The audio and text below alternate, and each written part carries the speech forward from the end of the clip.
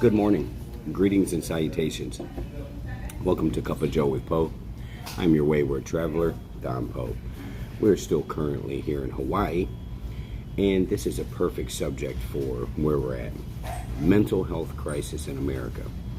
Now, since Nancy Reagan and Ronald Reagan, now don't get me wrong, Ronald Reagan, the great communicator, one of the greatest politicians to ever be in American politics, period. One of the greatest of all time. But some ideologies and laws and things passed I don't agree with, such as the mental facilities. They took, this was one of Nancy's things she really stood on. They took the mental facilities. Now, mind you, medicine during the time was not as advanced as it is now. Some of the techniques definitely aren't used to this day and age. Nancy took all the mental hospitals away. Now we have an uptick in mental patients that are just roaming the streets. Now listen to me. If someone is smearing poop on a wall and writing in it, they're obviously not cognitively stable. They're not able to make their own decisions. Now there's a faction of people that believe, well, that's their right. That's their right if they want to do that. No, it's not. It's our right to round these people up, get them together, and get them treatment. As true humanitarians, you won't watch the next person suffer through mental health, and you won't affirm it either. We have a horrible, horrible mental health issue to the point where they have psychiatrists, which are nothing more than legal drug dealers. I'm anti-psychiatrist. Now, a psychotherapist, that's who they need to see. Why in the world would somebody come, get assessed for a mental health problem, and in doing so get sent to a legal drug dealer that asks, have you been on medication before? Now, if you remember correctly, we did the Guidestone thing and we did the Zeph Center thing for more information. They were willing to give me anything I asked for. That is appalling. I see men going in there that have some sort of dysphoria.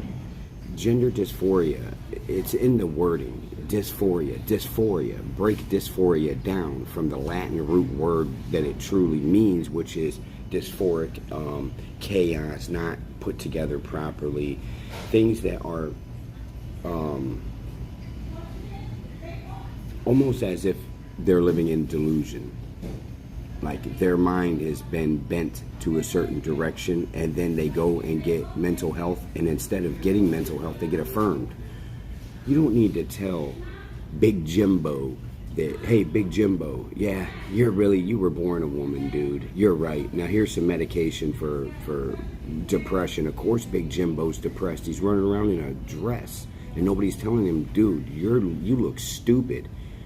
See, society used to have people with something I call testicles, balls, and they weren't afraid to hurt people's feelings, because feelings are meant to be hurt. Because when you hurt someone's feeling, it's an inner reflection of what's truly wrong. If my breath was stinking real bad and I was talking and somebody said, man, bro, your breath stinks. Okay, well, guess what? He told me the truth because my breath stinks. Now I have a choice. Do I get angry with him for pointing out the obvious? Or do I say, well, thank you, I appreciate that, and go and brush my teeth? Society is hell-bent on, we're going to get, and you don't tell us, you can't make us, or we've been wrong, or whatever it may be. Society is not functioning properly because of the mental health crisis we have. Build hospitals, mental facilities. Put people in the mental facilities that are not able to take care of themselves at all, in any form or facet, and I mean mentally, cognitively.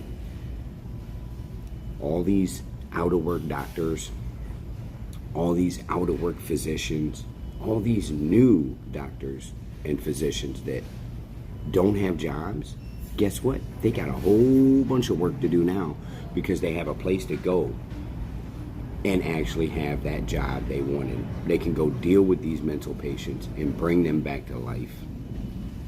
Give them a life suitable for a human to live.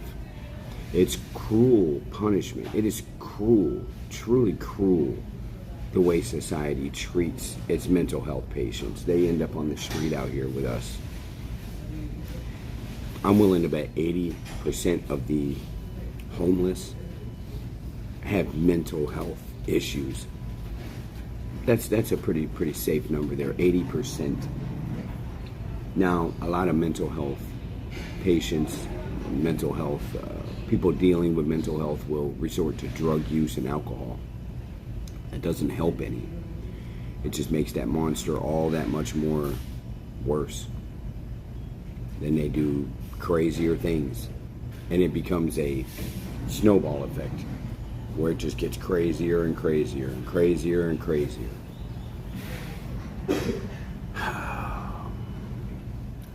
Basically, society has to evolve. We have to evolve. We have to quit putting color on things, quit putting religion on things. All that segregates, we must desegregate. That's going to be hard because there are people that are hell-bent on anarchy, who are truly miserable people, and they just want something to complain and bitch about. As a society that has built the greatest nation on earth, you would think by now we have evolved to the point where we'd see through this control that they use on us. Right now I keep seeing race. That's all they want to do now. See, everything is linked to politics, whether you want to admit it or not. From current policies to past policies and the effect they have on society. You may think that's not true, but if the price of something fluctuates and you have to go to another product because you can't afford the original product you were buying, and that substitute product has a different effect on you, that all came down from policy, from things people passed on, rules, legislation. Wow, can't believe I slaughtered that word. That's the problem here. They know they're losing ground. As you can see, I do have the 1776 tattooed on my forehead here, representing the birth of America. And I am a constitutionalist, I'm a nationalist, I believe in America, and I love America. I am not an anarchist. I'm not a truth denier, I tell you that much. And there's a lot of them out there that are. A lot. I have recently dove even deeper into the race politics just to find out that the Democrats don't have any policy to stand on. They don't have anything good to say. The only people that are truly with them anymore are career politicians, and when it comes to us in society, the naive still believe in Democrats. The people that treat it like sports, like that's my sports team. I don't care if my sports team's full of idiots and people that are just bad all the way around. That's still my team, and I'm gonna die with my team. There's people that truly believe that way. When in actuality, all the policies that they stood on that was really good, guess what? They're conservative and Republican policies now. The Democrat Party, the Democrat Party has slid back so far in their ideologies that now they are promoting the men and women's sports, promoting the castrating of small children, promoting the 9-month abortions, barbarity of ripping a baby out of another person's belly. I mean, the race baiting, the attacking people and calling them monstrous figures from the past like Hitler and things like that. I mean, this is what they do. They're like children. They're truly like a bunch of spoiled children that cry about everything. I think we're all sick and tired of the race stuff. I don't give a shit what color anybody is, and I don't give a fuck what their past was either, honestly. I don't care. I don't care. And it doesn't have any bearing on right now. None at all. I have acquired black fatigue, as they call it. It's where I am sick and tired of it. If I hear my people, immediately I'm like, nope, I'm done with this conversation. I'm out of here. My people. Your people is the human race. Humans are your people. Your skin pigment means nothing. at all, in any form or facet. It doesn't make you better or less than anyone. We are all humans here. Some are more intelligent than others. Some are taller, some are shorter, some are fatter, some are skinnier. But all in all, we're all just human beings. That's it. I don't give a shit. There's no ideology or war of whose people went through the worst plight. If you want to take that route, then the Jewish people win the contest, and right under them is the Native American Indians. If you want to sit here and go over the past, as they say, sins of America, and let's get one thing straight right now, there's no such thing as an illegal word. There's no such thing as an illegal word. There's no such thing as a word that hurts people, because it's all on the listener. If you allow that word to affect you, then you're weak-minded. Period. There's no other way around it. Now, yes, words do lead to action.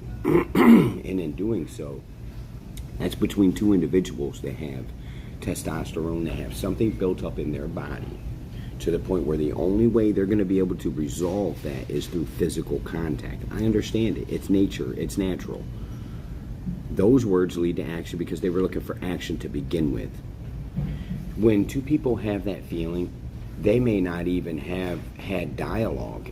They could just look and keep looking and looking at each other a certain way and just keep looking until that point where they pop, and they didn't even need words. Some people are just miserable. Literally, some people are just miserable, and there's nothing you can do to fix that. Some people are the greatest people on earth, and they're so joyful and happy. Then you got your, people that just are normal, ride right down the center. Their emotions go up and down. They're happy, they're sad, they're a little bit of everything. That's what we're supposed to do. We're supposed to feel emotions. We're supposed to know what they are. That's why they need to teach a class. And I'm really wanting to try to promote harder for this, called emotional intelligence.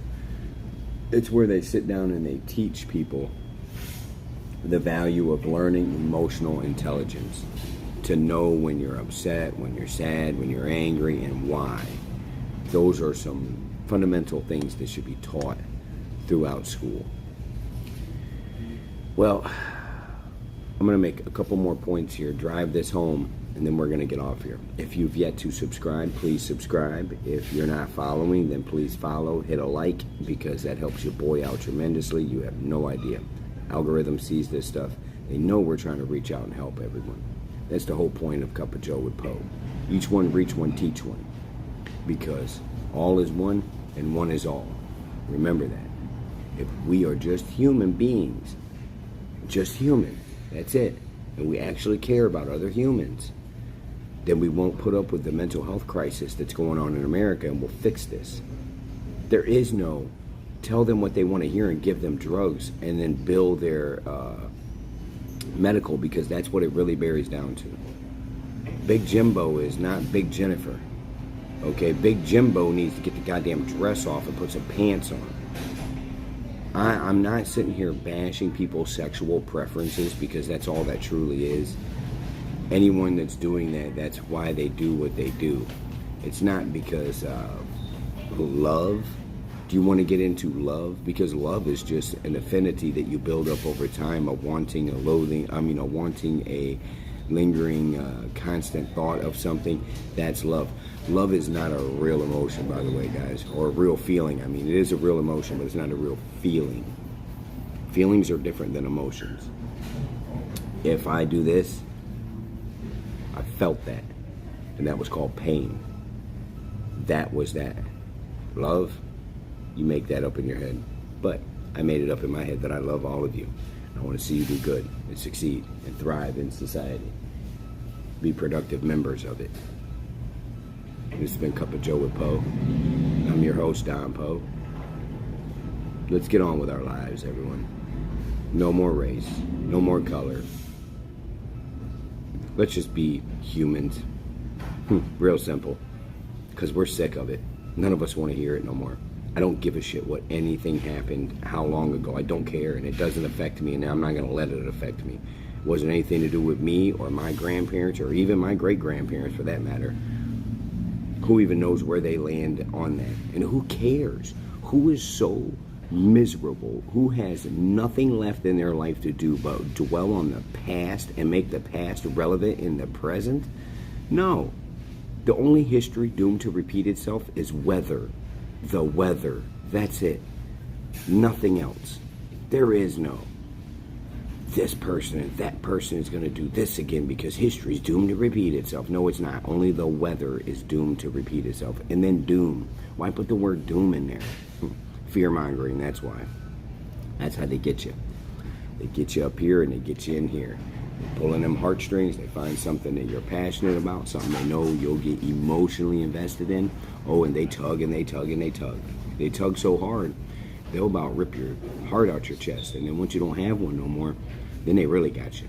Then they turn you into a conscienceless machine that they can push in a direction to have you go riot or scream and yell in the streets for what? For what? It's real simple. If you want to get into politics, you want to get into religion, you want to get into any of those things, there are books that are written and they mean something, and that wording during that time means exactly what it said. Okay? Christianity, for instance. There ain't no gay stuff in Christianity, guys. I'm sorry to burst your bubble here. Okay, not to mention, God was a slave owner too, by the way. All of us, we are his subjects and we are his slaves. So wrap your mind around that one. Not to mention, if you're all into religion like that, then you'll know what the word says in there. They segregate people through religion also. Don't be a fool to it. It's got good moral principles and values. But as soon as they killed Jesus, it was sin till the end. Because all you got to do is just ask for his forgiveness. You could be the worst person on earth and did the worst things on earth. You could have ripped out live babies out of the womb and ate them after you microwaved them. Well, guess what? All you got to do is ask Jesus. He'll forgive you. That's how naive society truly is. Wake up, everyone.